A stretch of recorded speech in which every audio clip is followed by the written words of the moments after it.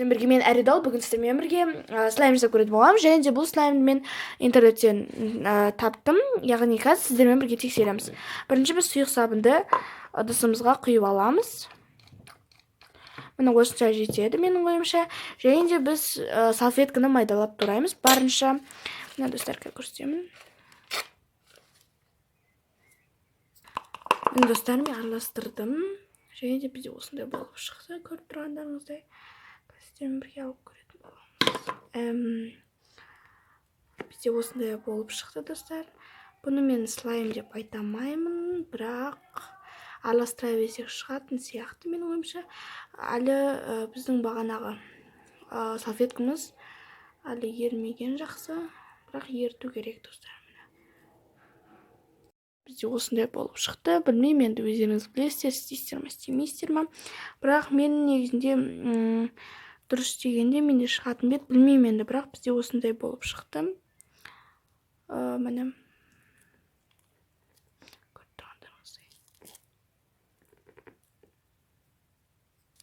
Достар, ал енді екінші рецептке көшейік. Оған бізге ыдыспен және де клейпова қажет. Бірінші біз клейпованы құйып аламыз да.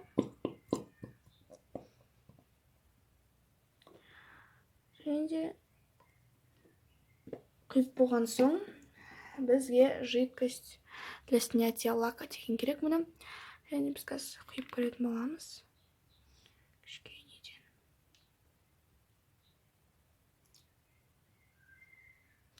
Және бұның бәрін араластырамыз. Тағы да кішкене құяйық.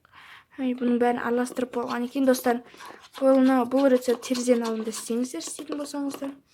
Әйтпесе иісі деген ужас. Және де бізге екінші сода керек. Және де содан себеміз. Және де көбісі менен борный кислотасы слайм жасағанды сұрады. Және де біз қазір жасап көретін боламыз. Енді біз кішкене сұйық сабын қосамыз. Және де бұның бәрін араластырамыз. Міне достар, мен уже 5-шін қосып жатырмын. Және де мұны біз араластыра береміз. Міне достар, біз әбден араластырдық бұны. Және де мен қазір алып көруге тырысамын. О, боже мой. Міне бізде осындай болып шықты. Жидкостьтен шығады. Және де бірақ біздің слаймымыз қайтсам болады. Өте қаттылау болып кетті, себебі мен содан көп қостым ау деймін. Ал былай слайм өте керемет, достар, көріп тұрғандарыңыздай. Маған ұнады, себебі бұны біз клей лучтан жасадық қой. Бұл слаймның минусы да, плюсы да бар. Минусы иісі жаман қатты келеді. Әлі де иісі бар, бірақ су сабыннан кейін иісі кішкене болса да жойылды десем де болады. Өте күшті. Өте қатты ұнады. Үйлеріңізде өздеріңіз істеп көрсеңіздер болады міне. Хотя бір рецепт шықты бізде.